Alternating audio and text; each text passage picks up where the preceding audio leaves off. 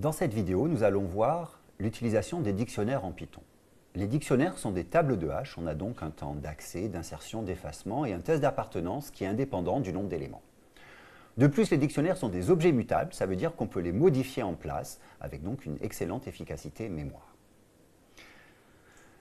Dans un dictionnaire, on peut avoir comme clé n'importe quel objet qui est hachable. Qu'est-ce que c'est un objet hachable? C'est un objet sur lequel on peut calculer cette fameuse fonction de hash. Pour l'instant, sachez qu'en Python, tous les objets immuables sont hachables et que tous les objets mutables ne sont pas hachables. Quelle est l'intuition derrière ça? C'est que vous vous souvenez que la fonction de hash doit faire un calcul sur la clé. Or, si cette clé change en cours d'exécution, la fonction de hash va faire un calcul qui va être différent et par conséquent, votre table de hash va devenir inconsistante. C'est pourquoi, en Python, avec les types built-in, seuls les types immuables, c'est-à-dire qui ne peuvent plus changer une fois qu'ils ont été créés, peuvent être utilisés comme clé d'un dictionnaire.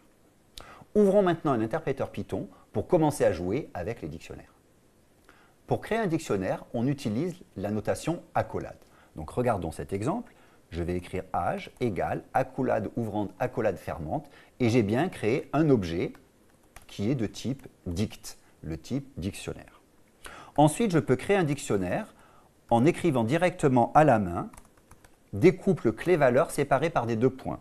Donc Anna 35, virgule Eve 30, virgule Bob 38.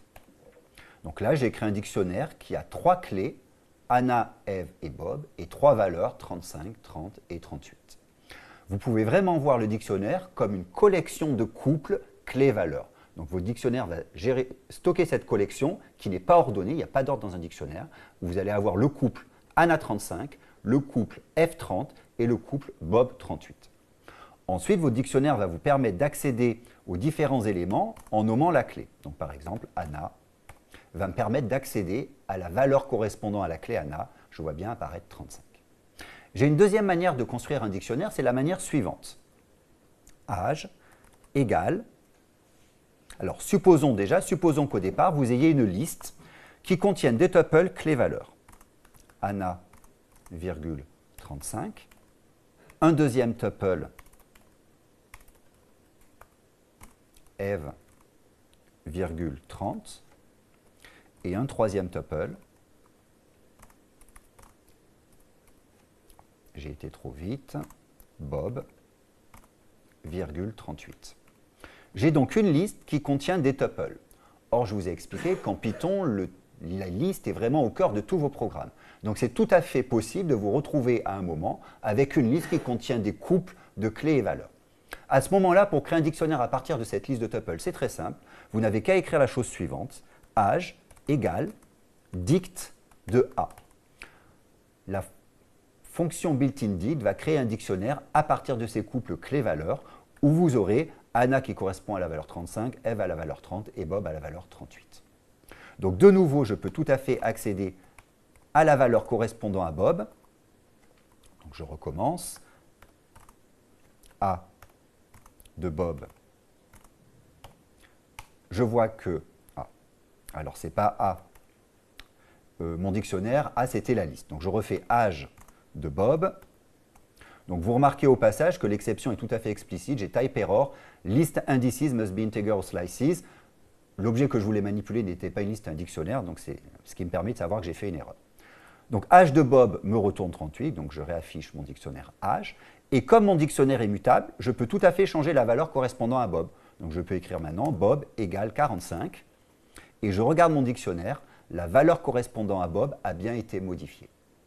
De nouveau, j'insiste bien sur le fait que les dictionnaires ne sont pas ordonnés. Lorsqu'on débute en Python, on peut avoir l'impression que l'on a un certain ordre et que cet ordre peut changer par moment. En fait, vous n'avez aucune garantie d'ordre. Lorsque vous faites print d'un dictionnaire, l'ordre affiché sera quelconque.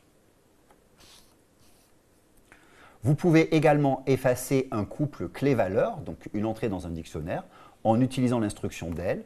Donc si je fais del age de Bob, je vais effacer la clé Bob et la valeur correspondante et j'obtiens donc mon dictionnaire qui maintenant ne contient plus que Anna 35, Eve 30. Une caractéristique très importante des dictionnaires, c'est que les dictionnaires ont des opérations qui sont très proches des séquences lorsque cette opération a un sens. Par exemple, combien est-ce que j'ai de clés dans mon dictionnaire ou combien de couples clés-valeurs? J'utilise la fonction built-in len qui va me retourner 2.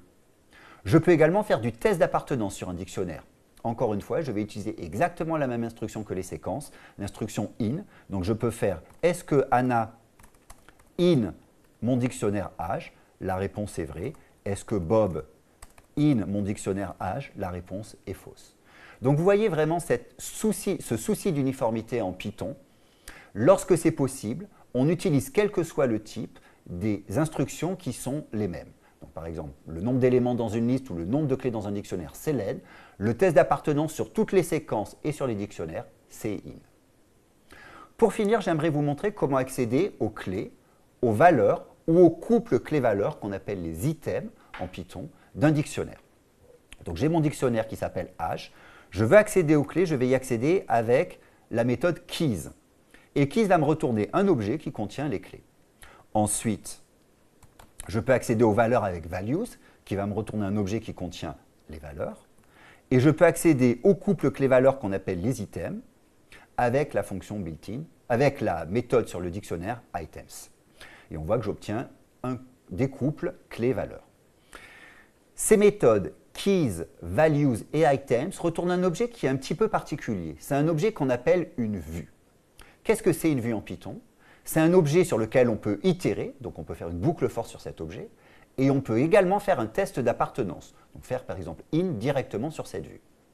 La caractéristique principale des vues est que la vue est mise à jour en même temps que le dictionnaire. Donc regardons un exemple. Je vais écrire a égale âge.keys. Donc je vais plutôt l'appeler k pour rendre plus explicite que c'est la vue sur les clés. Donc regardons k, je vois bien que c'est la vue qui me permet d'accéder aux clés. Et maintenant, je vais modifier mon dictionnaire âge. Je vais écrire Bob.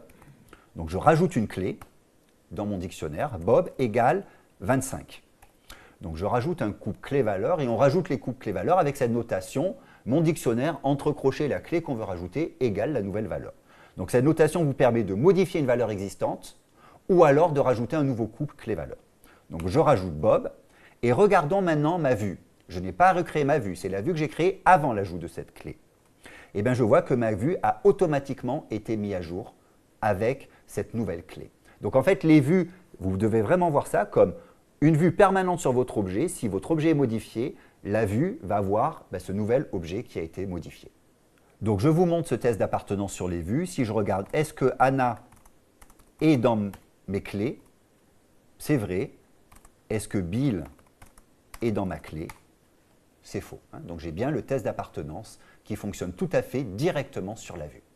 Pour finir, j'aimerais vous montrer comment est-ce qu'on parcourt les dictionnaires. Une manière tout à fait classique de parcourir les dictionnaires, donc j'ai mon dictionnaire âge, c'est d'écrire la boucle for suivante en utilisant la notation de tuple unpacking.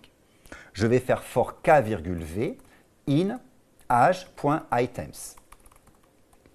Que me retourne items? Une vue sur les couples clés-valeurs. Donc à chaque tour de boucle, items, la boucle for, va retourner un tuple clé-valeur.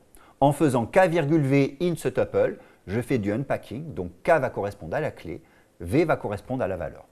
Et ensuite, je peux faire un print de, donc là j'écris une ef string, clé-valeur, et ici j'écris directement k,v.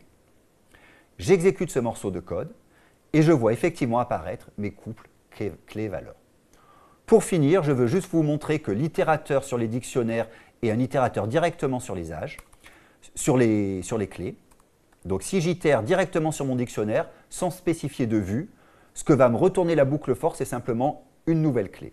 Et donc ici, je fais un print de k, et je vois donc que j'itère directement sur les clés.